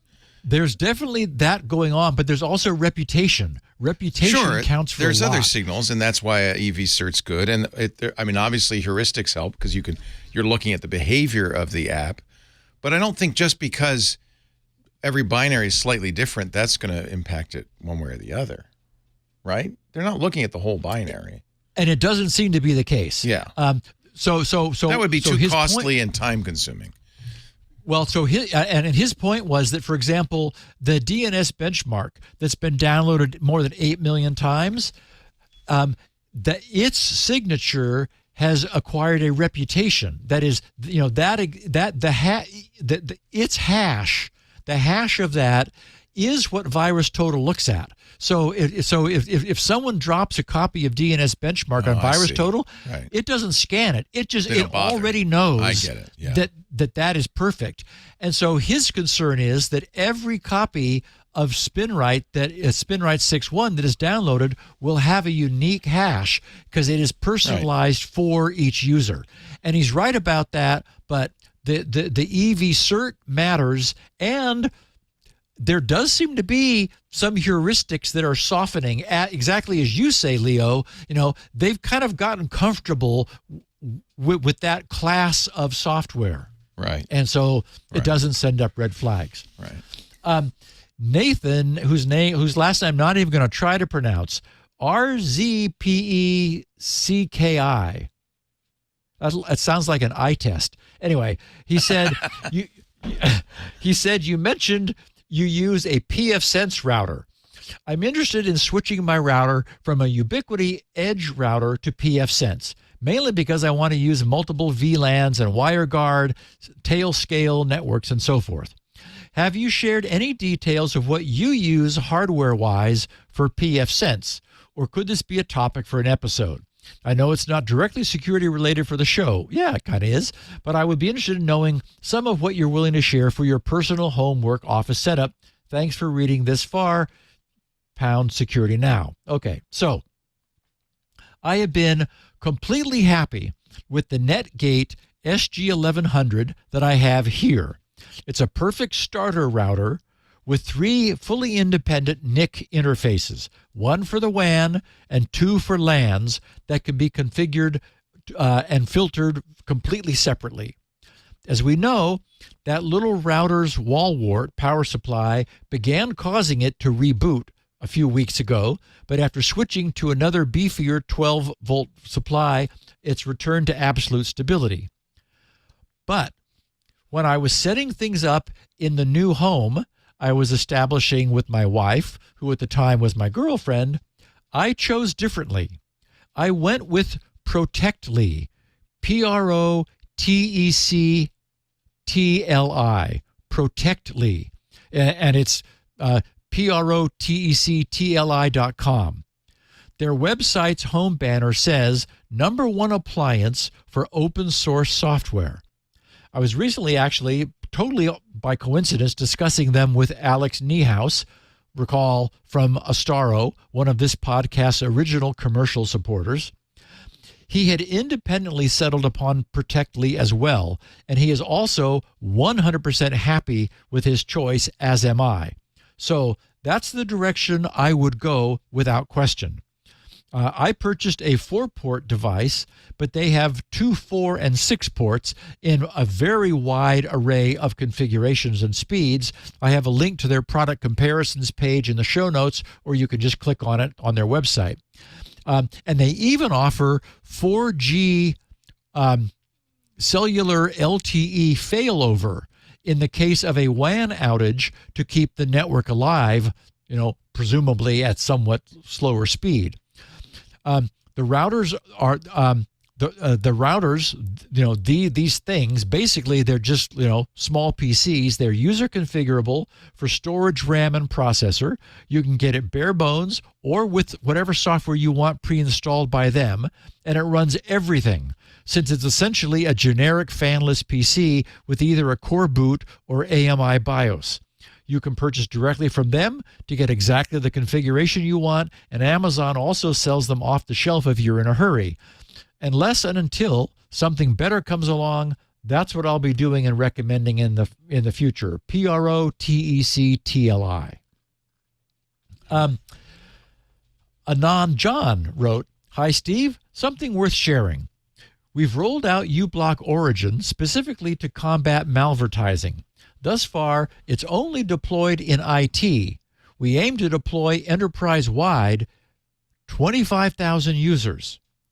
He said, "We recently saw Redline Stealer malware where uBlock was not deployed, delivered via malvertising. It slid past EDR, but luckily C2 comms were stopped by a cloud proxy. Blocking advertising categories at the proxy would be a choice, but that results in user browsing issues, and so far, uBlock has generated barely a peep of user feedback. Perhaps this tale might encourage others to implement security controls for malvertising." And anyway, that's, it's a great point. I just read while I was putting things together that that ALF-V ransomware group is using malvertising to spread their malware. So, it's clicking on a link in an ad for, to receive some enterprise level tool that was actually, had a back door bundled into it. And that's how people were hurting themselves. So don't do that. And John's note caused me to also realize that we've only been talking about minimizing the annoyance of ads and tracking aspects. But again, I just wanted to reassert that malvertising is a big deal.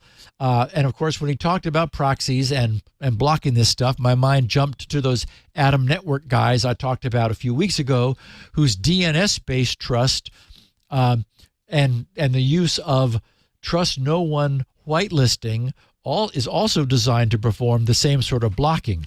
It would block the browser from ever loading the malvertising content in the first place, and you wouldn't get the ad, you wouldn't get where the ad was linking to, and you wouldn't get any link back to command and control if someone were to bring it into your enterprise mistakenly and allow it to get loose. So, great thoughts and solutions. It's also nice to know that uBlock works. Yes. Because we all recommend uBlock Origin and use it. Now, I don't know if you've seen this. This is, I think, recent news. Google has announced starting in June, ad blockers like uBlock Origin will be disabled in Chrome 127. They're rolling out Manifest v3. So it's unknown whether Edge is going to adopt Manifest v3. I think Opera said they wouldn't. Vivaldi said they wouldn't. And of course, Firefox are they both won't. Chromium based? Yeah. So, okay, that's interesting. So that doesn't mean that the Chromium core determines, what manifest level a browser is running. One hopes, yeah. Well, otherwise, my point is, if it does, then the other browsers then you can't. Use Firefox.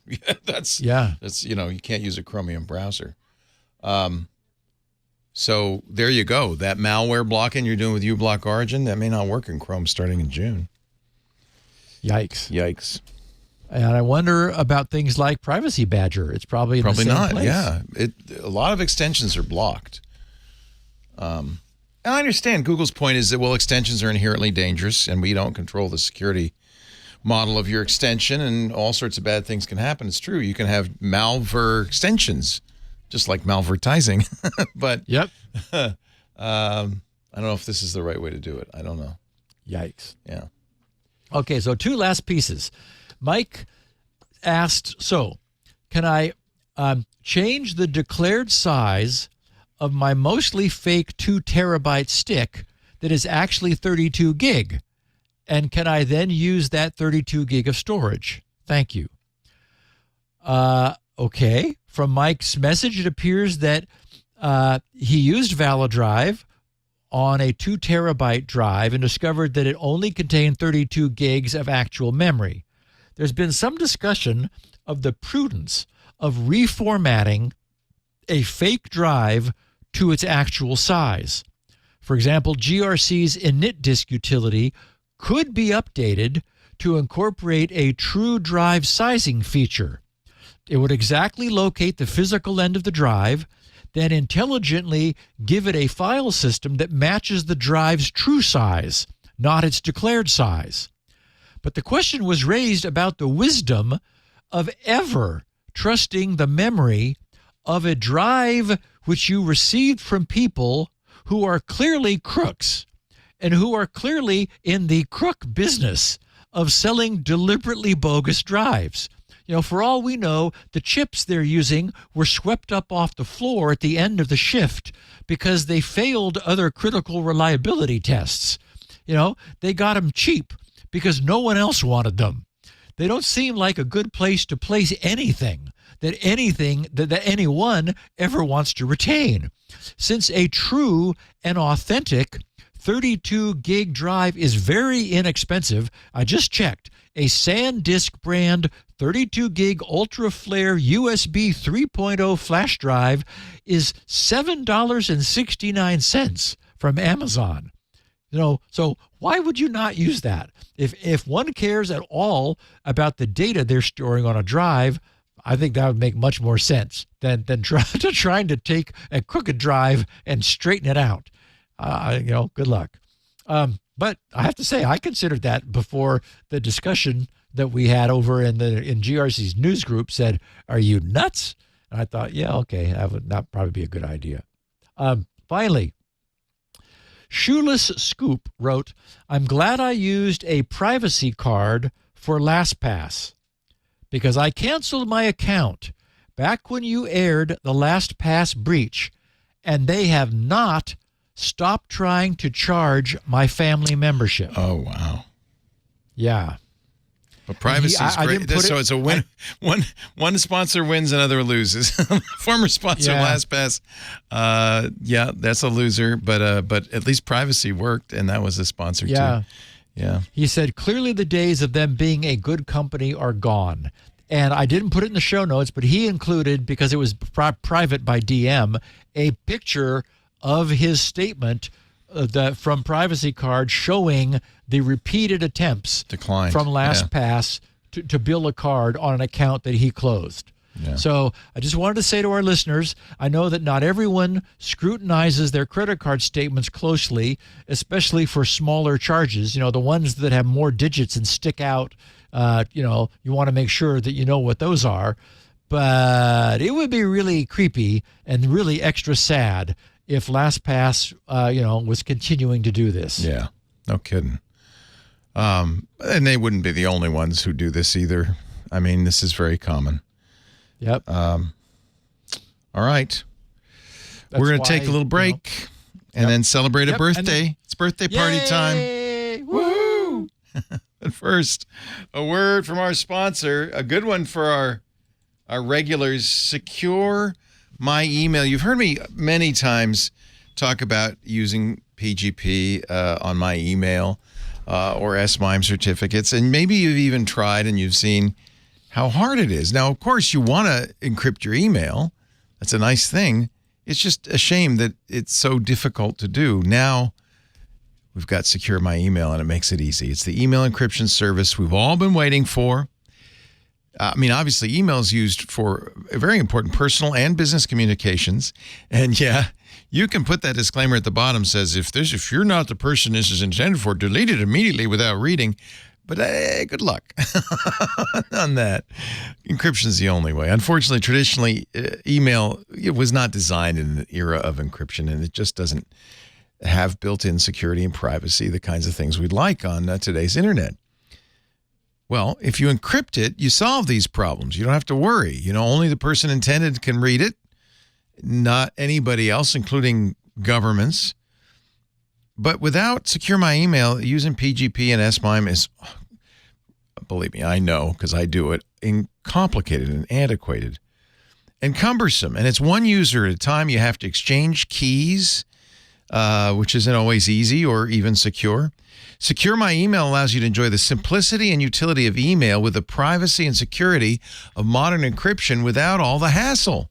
You can send and receive encrypted email on all your devices, Mac, Windows, Android, iOS. Secure My Email uses a variety of security and encryption methods, including OpenPGP. And I've never heard of this, Steve. I'm sure you have the Cha-Cha-20. Oh, yeah. Poly Cipher. Poly 1305 Cipher Suite. Yep. Best named Cipher Suite ever. But it's a good one to encrypt your email.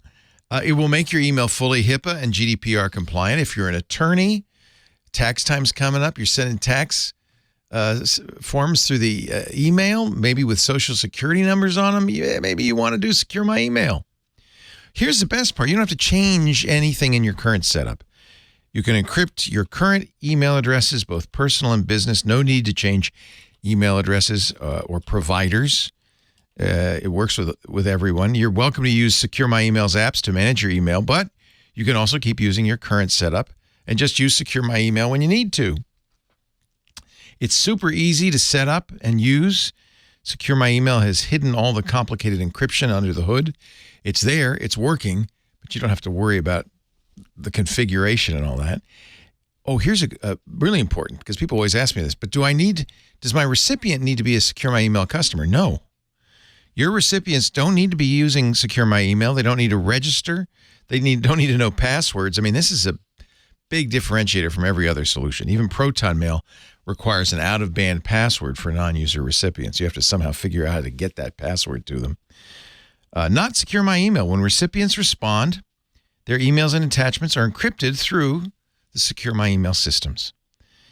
And, you'll love this, Secure My Email's free forever plan lets you encrypt a single consumer email address from Gmail, Yahoo, Microsoft, and more, free forever. Instant download and activation, no payment info, registration, or call is required. So they don't have your credit card number. Doesn't matter. Now, they do have paid plans, and I think you're going to end up wanting to use them. I'm sure they hope you got the free version, but if you want more, $3.99 a month or $29.99 a year per user will give you up to 8 email addresses, business or personal, per individual user. So if you're going to use it more than one place, this is a great solution. Start your free account or enjoy a 30-day free trial of the premium plan. No payment info required, which is great for privacy. And they have a special offer for TWiT listeners. If you go to this address, securemyemail.com/TWiT, and you use the code TWiT at checkout, well, it's such a good deal, I can't tell you, but you'll see. securemyemail.com/TWiT and use the code TWiT. They want you to go there and find out, but I think you'll be glad you did. This is a great way to use strong encryption, either PGP, OpenPGP, or Cha-Cha, and secure your email without all the hassle. We like that. Cha-Cha was designed by the individual I referred to earlier, Dan Bernstein. Oh, Dan Bernstein. Yeah. Dan Bernstein. And it is the follow-on from Salsa 20, which is why Cha-Cha? Is the next one going to be Merengue 20 or Waltz 20? I think maybe Dan is done. But I love it. Cha-Cha 20. All right. So, the question, what do you get when you subtract 1973 from 2023? You get 50. And since the design for the Ethernet was first famously sketched out on the back of a coffee-stained napkin in 1973, earlier this year, the Internet turned 50.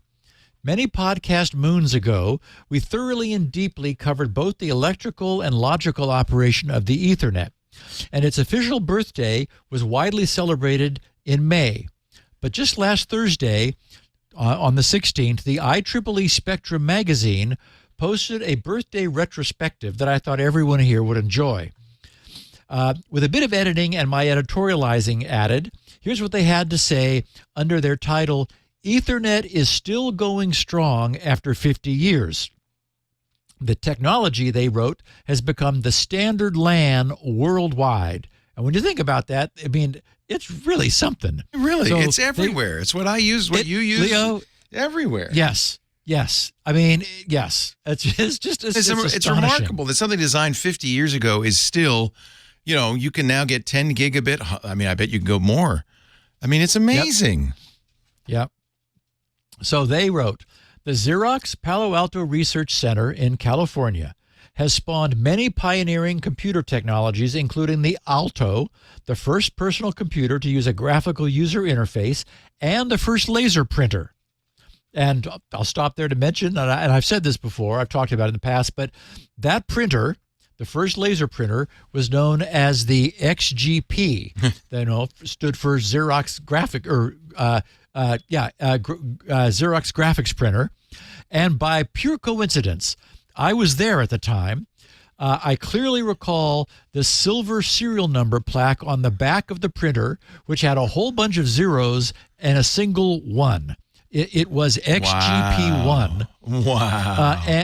And I had the privilege of designing and building the first interface for that printer to the DEC PDP-10 at the nearby Stanford University Artificial Intelligence Lab, which had employed me in the summer of 1973 while I was between high school and college. So, and there was an IMP, an interface message processor, standing there, and that I used to sort of look at and think, I wonder what that is. Well, of course, we know that was the birth of the internet. Wow. So they wrote, the Park facility is also known for the invention of Ethernet, a networking technology that allows high-speed data transmission over coaxial cables. Ethernet has become the standard wired local area network around the world, and it is widely used in businesses and homes. It was honored this year as an IEEE milestone, a half-century after it was born.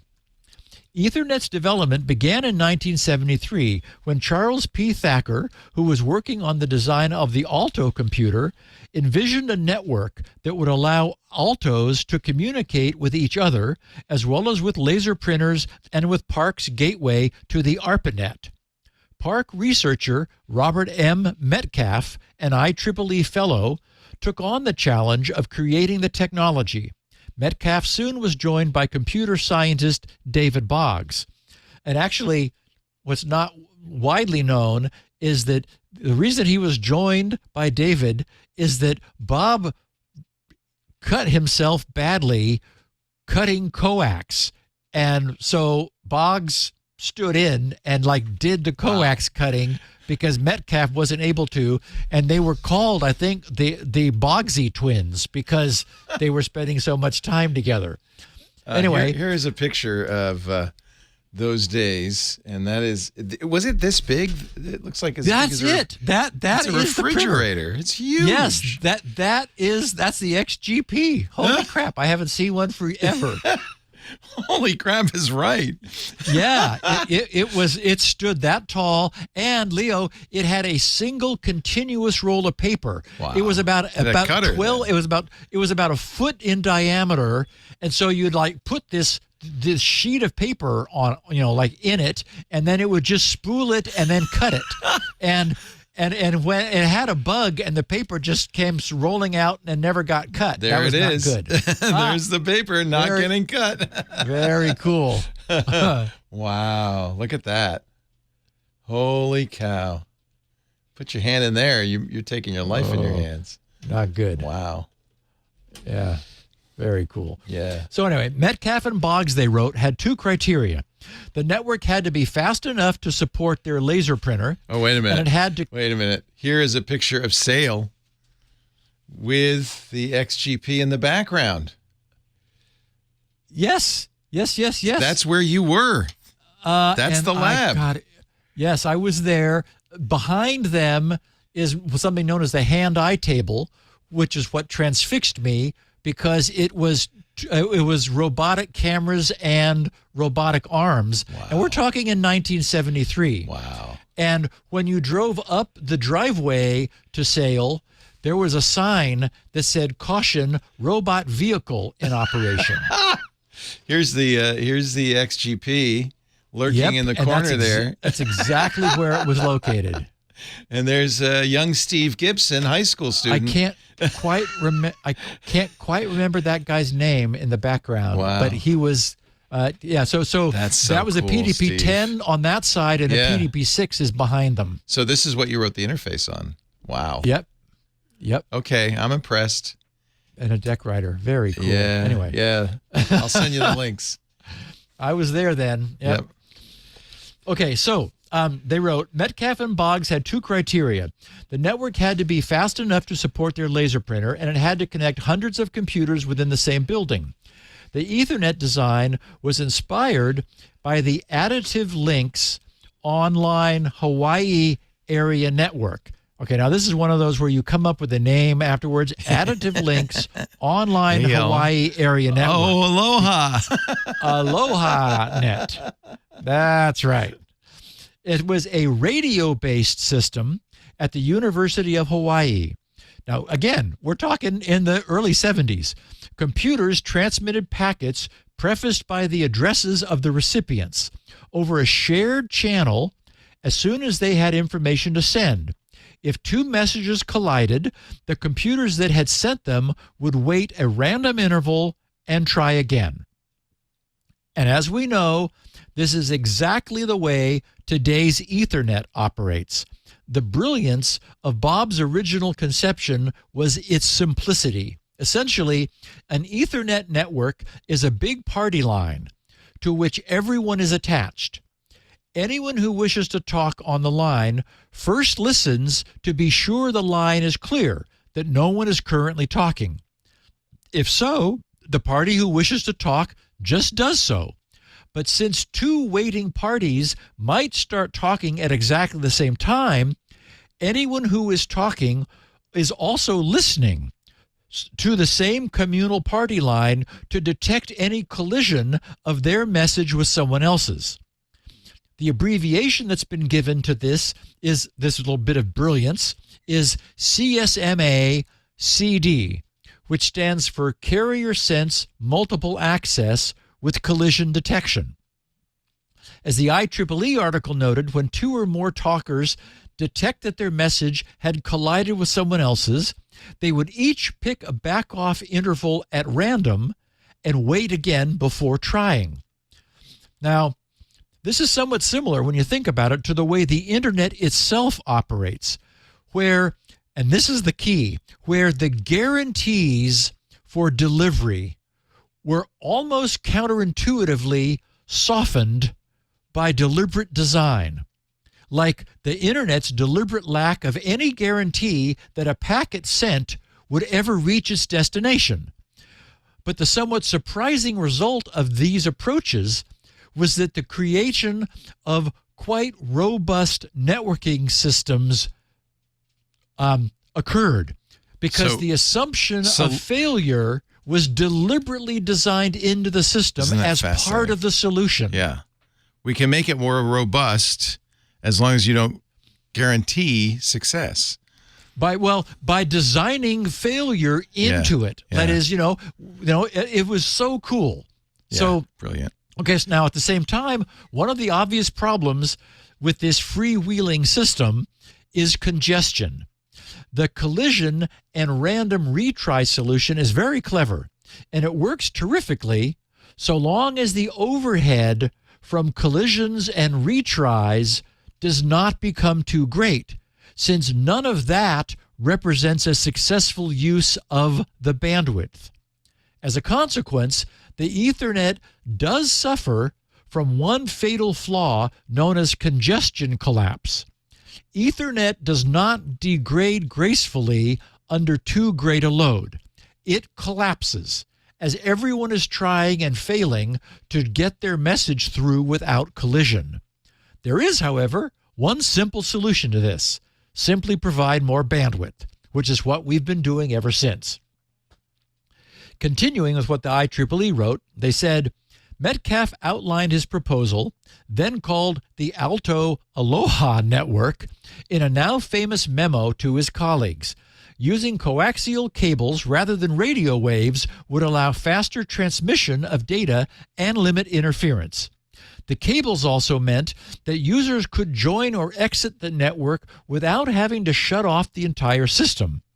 In a 2004 oral history conducted by the IEEE History Center, Bob Metcalf said, quote, there was something called a cable television tap, which allows one to tap into a coax without cutting it. Therefore, Boggs and I chose coax as our means of communication. In the memo, I described the principles of operation: very distributed, no central control, and a single piece of ether. Metcalf and Boggs designed the first system, they wrote, of what is now known as the Ethernet in '73. It sent data at 2.94 megabits per second and was, quote, fast enough to feed the laser printer and easy to send through the coax, unquote, Metcalf told the IEEE History Center. A 9.5 millimeter thick and stiff coaxial cable was laid down the middle of a hall in the Park building. The 500-meter cable had 100 transceiver nodes attached to it with N connectors, known as vampire taps, because each of the taps had small boxes with a hard shell and two probes that when you close the box over the cable, they bit through the cable's outer insulation to contact its copper core. Thus, new nodes could be added while the existing connections were live, literally on the fly. You could be tapping into virgin cable. Each vampire tap had a D-type connector socket in it, consisting of a plug with 9 pins that matched a socket with 9 jacks. The sockets allowed Alto computers, printers, and file servers to attach to the network. Boy, those were exciting times. To enable the devices to communicate, Metcalf and Boggs created the first high-speed network interface card, NIC, a circuit board that is connected to a computer's motherboard. It included what is now known as an Ethernet port. The researchers changed the name from the original Alto Aloha network to Ethernet to make it clearer that the system could support any computer. Park researcher Alan Kay recalled a comment Thacker had made early on that, quote, coaxial cable is nothing but captive ether, unquote. Yep. And the joke, of course, is scientists for a long time thought that they couldn't figure out how light transmitted through a vacuum, so they invented a magical ether that it was going through until Michelson and Morley proved a substance. Yeah, it's a substance. There's no, it's light does not need ether to travel through to transmit. Yeah, so it's kind of fun. They're using this word ether, right? This antiquated scientific word. Yep. So Metcalf, Boggs, Thacker, and Butler Lampson were granted a U.S. patent in '78 for their invention. They could, I'm sure it was assigned to Xerox. Or actually, I'm not sure, because Intel and DEC both got involved. These guys continued to develop the technology, and 7 years later, in 1980, Park released Ethernet that ran at 10 megabits per second. That was, the first commercial Ethernet that we used. The update was done in collaboration with researchers at Intel and Digital Equipment Corporation to create a version of Ethernet for broad industrial use. Ethernet first became commercially available that year in 1980 and quickly grew into the industry's local area network LAN standard to provide computer companies with a framework for the technology. In June of '83, Ethernet was adopted as a standard by the IEEE 802 Local Area Network Standards Committee. Currently, they finish the Ethernet, the IEEE 802 family consists of 67 published standards with 49 projects under development. The committee works with standards agencies worldwide to publish certain IEEE 802 standards as international guidelines. So Of course, today's Ethernet protocol is carried over twisted pair, which is, the cabling that we all use when we're using wired Ethernet, optical, and of course radio, which is the ubiquitous Wi-Fi that has mostly replaced wires anywhere ad hoc networking is needed. The interconnection technology that began 50 years ago with a single long run down the center of the hallway is the technology that is now literally everywhere. Truly amazing. And if you'd ever used Token Ring or any of the pre-Ethernet solutions, you realize what an amazing invention Ethernet was. I remember crawling around not even that long ago at a radio station that was all the machines were networked, and but it was a serial network, and disconnecting my machine, bringing the entire network down because it had to all be connected in a ring. Ethernet is a miracle for anybody who worked with pre-Ethernet technologies. Really incredible. 50 years. It is, and and the internet is a similar miracle that we've talked about often. Again, both of them were designed to assume failure, and by building that Brilliant. They made an incredibly robust system. And incidentally, that's how Wi-Fi works. It's still a collision-based system.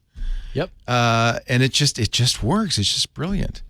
What do you think that Metcalfe came up with that out of nowhere, or was there some precedent for that? It was the Aloha net that was Aloha using was the first. same. Okay. It was using that collision technology for radio. It's really cool. It's so cool. And then he grabbed it and further refined it. I think really important too for younger people, younger than us, which is almost everybody, that they know about this, because the history really gives you some reason to appreciate what we've got. It didn't just all spring out of the, full flown out of the minds of the founders. It's really been an amazing trip. Ethernet turned 50. And 50, by the way, ain't that old. It ain't that old, right, Steve?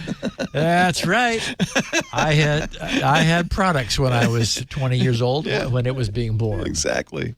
Steve Gibson, GRC.com. I love doing this show, and I'm so glad that you bring us each week these nuggets, this information, stuff we can use today, stuff to think about from days gone by. You find Steve at his website, which does not stand for governance and compliance and any of that stuff, GRC.com. It stands for Gibson Research Corporation. And don't you forget it. That's where you'll find SpinRite, the world's best mass storage and mass storage maintenance and recovery utility. 6.0's current, 6.1's imminent. Buy now, get 6.0, and you'll get 6.1 for free. That upgrade will be yours for free. And actually, if you go there and you get a subscription, or not a subscription, it's a pay once. And I know that, Steve, because I bought it about 20 years ago. I haven't given you a dime since. If you own a copy, you'll be glad to know you can apply to Steve and say, hey, I'd like to try the DOS-only version of 6.1. So you can get a little preview, if you wish, participate in the development. What did you have I know it's foolish to give a date. We're awfully close, I didn't expect that I would be fighting with this code signing for as long as I am. But it's these little things that kill you. Yeah. Soon, I guess. Soon. Get it. Support Steve. That's his bread and butter right now. That's what supports all the other freebies like Shields Up, which is incredible for testing your network's ports and holes. The Valid Drive now, to make sure you don't buy a USB thumb drive that has less than you expect, and on and on and on. Lots of great articles there. And it's great forums, which are a very active place for people interested in security to talk. And, of course, this show, he has two unique versions of this show at grc.com. There's the 16 kilobit audio, which is, designed for the second one, which is Elaine Ferris, who writes our transcriptions, didn't have a lot of bandwidth, so he made a very small bandwidth version of the show. Do you it's not automated? Do you do that by hand, or how do you do that? You run it through FFmpeg? I have a couple of batch files. Yeah. So he gets it, he squishes it down so it sounds like crap. But it's small. But then you get the smallest version of all, Elaine's amazing transcriptions, so you can read along as you listen. You know, and we've been doing a lot of AI transcription experimentation, and there's nothing like a human for really capturing the nuance of security now. So thank you, Elaine. That is all at grc.com. He also has 64 kilobit audio. That's the standard format. We have the 64 kilobit audio at our website. We also have video, which no one asked for, but you get it anyway if you want it. That's all at twit.tv/SN. There is a YouTube channel devoted to it, which you can see us in full living color if you wish, and 720p living color. And then, of course, the best way to get it is get yourself a Pocket Casts or Apple Podcasts or Google Podcasts. We like Pocket Casts because unlike Apple Podcasts, if you don't listen to a show every week, it just stops downloading them, which I guess they think is a good thing for, bandwidth use and so forth. But it means that you have to go back and get previous episodes if you skip a week. Pocket Casts, you can say, download every episode and it'll always have them. And that way you have a full collection and you don't want to miss a single episode. So that's why we like Pocket Casts. It's free. It works on Android and iOS. It's a really good choice. They have a web interface as well. We invite you to join Club TWiT. As I mentioned, that's really becoming more important for the continuation of our shows. $7 a month, ad-free versions of all the shows. You can pay just $2.99 for this show.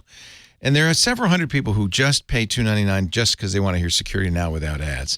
But for $7, a few dollars more, you get all the shows that way.